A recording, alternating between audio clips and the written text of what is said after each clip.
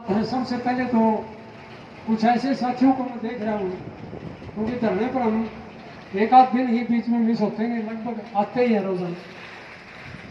कुछ बाहर से कुछ खापों के और किसान संगठनों के साथी लगातार बड़ी मजबूती से हाजिरी दे रहे हैं। मैं उन साथियों का अपनी खाप की तरफ से भी बहुत धन्यवाद करता हूँ, क्योंकि आप लोग जो बाहर से चल के आते हैं उनसे हमें और ज्यादा हौसला मिलता है। गांव की जो समस्या है गांव में तो हाजिरी देनी है, लेकिन बाहर के साथी, जो लड़ाके साथी, हमारे योद्धा साथी जो यहाँ लगातार इस धरने पर ताकत देने का काम कर रहे हैं, वो वास्तव में प्रशंसा के लायक साथी हैं। और जितने अन्य संगठनों के, सामाजिक मंचों के साथी भी आए हैं, सबका हम धन्यवाद करते हैं। अब मैं दो बातों पर अपनी बात रखना चाहता हूं। सबसे पहली बात तो है कि ये धरना केवल चयनित का धरना नहीं रहा, क्योंकि 27 दिन से हम यहाँ बैठे हैं और सरकार के पास एक महकमा होता है सीआईडी। सीआईडी का काम सैकड़ियां 5-7 आदमी इकट्ठे हो रहे हो, सरकार के बारे में कोई ऐसी चर्चा जहां भनक लग जाती है वहां से भी वो रिपोर्ट लेने की कोशिश करते हैं। और जहां कई हजार लोग कई बार इकट्ठा हो चुके हैं और इतना बड़ा धरना चल रहा है, तो इसकी रोजाना की प्रतिदिन की रिपोर्ट हरियाणा सरकार के पास जाती है। जो पॉलिसी मेकर है सरकार के, जहां से सारी नीतियां निर्धारित होती हैं, जो मुख्यमंत्री के चारों तरफ और मुख्य सचिव के चारों तरफ जो मंडली मौजूद रहती है, उनके पास डे टू डे की अपडेट होती है। इस तरह के धरने ऐसी बात नहीं कि उन लोगों को मालूम नहीं होता। अकेले हांसी के विधायक के बस की बात नहीं है। और कल को यदि कोई ऐसी रिपोर्ट चली जाए कि भी विधायक ने इतनी बड़ी गलती कर रखी है, तो इनके ऊपर भी आफत आ सकती है। तो विधायक इसमें अकेला नहीं है, विधायक तो दोषी है ही है, क्योंकि विधायक की बात में वजन मानेगी सरकार, हल्के का एमएलए है, उनकी बात सबसे पहले सुनी जाएगी। लेकिन इसमें ये मामला पूरी सरकार से जुड़ चुका है और आने वाले समय में फिलहाल हरियाणा में और हमारे बीच में भाई हमारे छोटे भाई, बहुत क्रांतिकारी साथी, तो योद्धा आदरणीय भाई विकास सिंह सर, और उसके साथ में भाई अरस सिकारा हमारे बीच में पहुंचे। जोरदार ताली बजाओ। चलो, हमारे समाज सेवक साथी है, किसान नेता है, मजदूर नेता है, इस प्रदेश की, इस देश की आवाज है। तहे दिल से गांव चन्नत की धरती पर पहुंचने पर आदरणीय सम्मानित सभी भाइयों का बार बार धन्यवाद। प्रधान जी, ये जो पानी की समस्या है, ये हरियाणा के बहुत से गांवों में है, केवल चन्नत में नहीं है। और सरकार इस बात पर नजर बनाए हुए है कि चन्नत में यदि लोगों को जीत मिलती है तो ये संदेश पूरे हिसार जिला में और पूरे हरियाणा में जाएगा कि जनता ने आंदोलन के दम पर अपनी जीत हासिल की है, पानी लेके छोड़ा। सरकार इस हौसले को बढ़ने नहीं देना चाहती। उनकी नीति ये है कि चन्नत के लोगों को यदि मतलब इनकी मांग मंजूर होगी और इनको जीत मिल गई तो जगह जगह धरने होंगे और जगह जगह आंदोलन होंगे, क्योंकि पानी की समस्या हरियाणा के बहुत से गांवों में है, कई जगह हमारे से भी ज्यादा बुरी हालत है। तो ये सरकार इसीलिए हमें ताके देख रही है, हमारा एक इम्तिहान ले रही है, हमारी परीक्षा ले रही है। और विधायक इस परीक्षा में सबसे आगे हमारी परीक्षा लेने में कि भी इनको किसी तरह से थका के और तंग करके यहाँ से उठा दिया जाए। और कल के अखबारों में जो आज के या कल के अखबारों में सूचना भी आई है कि प्रशासन अपने आप ही, एक दिन तो 5-4 दिन पहले एमएलए ने प्रेस कॉन्फ्रेंस बुलाई थी और अपना स्पष्टीकरण दिया था, और अब ये प्रशासन कह रहा है कि हम वहाँ चन्नत की अलग लाइन देंगे, वहाँ खरकड़ी से ही, वो पहले से ही है 10 इंची लाइन, और मस्जिद को और खरकड़ी को इनसे अलग कर देंगे। ये वहीं से जो वहाँ सारा मामला जर्जर हो चुका है, ध्वस्त हो चुका है, जहाँ से ऊपर डाल के हंडी उठवाई जाती थी, दोबारा से इस गांव को वहीं ले जाना चाहते हैं। इससे एक बात तो झलकती है कि हमारे इस धरने का दबाव है, बिना दबाव के प्रशासन सारी मांगे अखबारों में बयान दे दे के कह रहा है ये काम भी चयनित का करेंगे, ये काम भी चयनित का करेंगे और इतना जल्दी करेंगे, तो ये हमारे धरने का दबाव है। और साथ में एमएलए को भी स्पष्टीकरण देना पड़े प्रेस वार्ता बुला के। तो ये मामला पूरे हरियाणा की नजरों में है और ये हरियाणा से जुड़े हुआ है।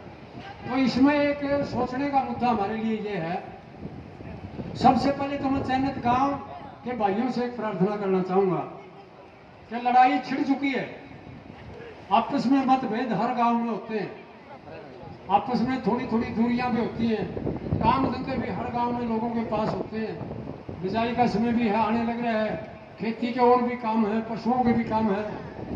जो भाई ये सोच के पीछे बैठे हैं चयनित बड़ा काम है, यदि चयनित यहाँ पूरी हाजिरी दिखाओगा कोई सड़क पर आदमी को नोड़ो इतना बड़ा काम है ये, तो इसका मतलब चयनित के कुछ भाई ढीले बैठे हैं और आपसे शुरुआत होगी। आप इसको जब से ये 5 भाई बैठ चुके हैं, अरे भाई लड़ाई के मैदान में कूद चुके हैं, अब आपके मनमुटाव काम नहीं करेंगे, आपका काम धंधा आपकी चर्चा पूरे हरियाणा में जाएगी। यदि आप हार के उठ जाते हैं तो ये तौहीन भी चयनित गांव के साथ में सारे भाईचारे की तौहीन होगी, और यदि आप जीत जाते हैं तो ये एक इतिहास बनेगा कि चयनित इतना लड़ाकू और मर्द गांव था कि उन्होंने पानी लेके छोड़ा।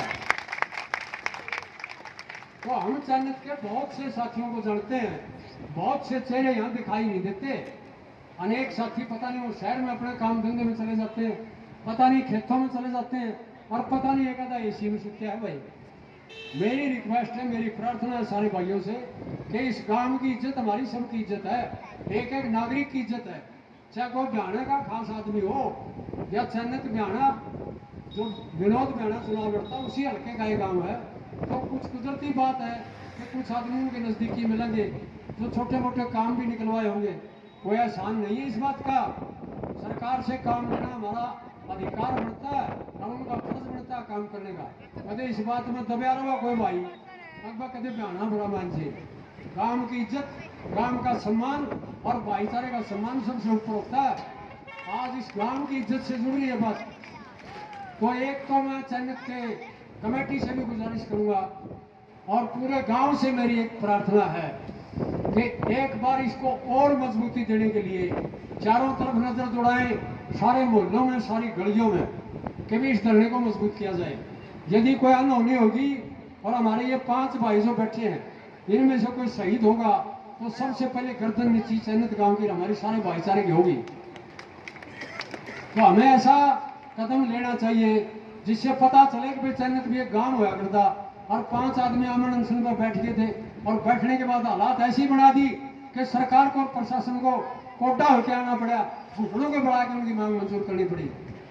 उसके लिए शुरुआत आपसे होगी और शुरुआत तो आप बहुत लंबे समय से कर चुके हैं, लेकिन थोड़ी सी ढील डाल यदि हो तो उसको भी गांव में ढील ना रहने दियो, और ज्यादा मजबूती से चयनित को यहाँ आना चाहिए, सारी माता बहनों को भी भाइयों को। और नंबर 2 बात ये है कि ये पड़ोस के जो गांव हैं हाजिरी जरूर होती है, लेकिन ये दूर दूर के साथी सोनीपत तक चल के रोहतक की खापों के साथी, जींद की खापों के साथी यहाँ आने लग रहे हैं। हमारे पड़ोस के गांव की हाजिरी चुक रहे, एक दिन वो पाइप उखाड़े उस दिन हुई थी नहीं, पाइप उखाड़े उस दिन ट्रैक्टर भर के सारे गुआंढ आए थे। इसी तरह से हमें गुआंढा की हाजिरी चाहिएगी और बिना देर किए, बिना ज्यादा टाइम लगाए चयनित गांव की कमेटी को ये फैसला आज शाम तक ले लेना चाहिए, नहीं तो कल सुबह तक इसमें और देर नहीं करनी चाहिए, क्योंकि हमारे भाई मरण वर्त पर बैठे हैं। ये छोटा मामला नहीं है, कोई बड़ी काल देनी चाहिए। और जिस तरह से पहले आपने हिम्मत करके चारों तरफ के गोंडा में गाड़ी घुमाई थी और ट्रैक्टर घुमाए थे और यहाँ 10,000 की हाजिरी आपने खड़ी कर दी थी, उसी तरह से एक बड़ी काल देके इस आंदोलन को जीत की तरफ ले जाना होगा, नहीं तो फिर ये बैठे रहने का फायदा क्या होगा।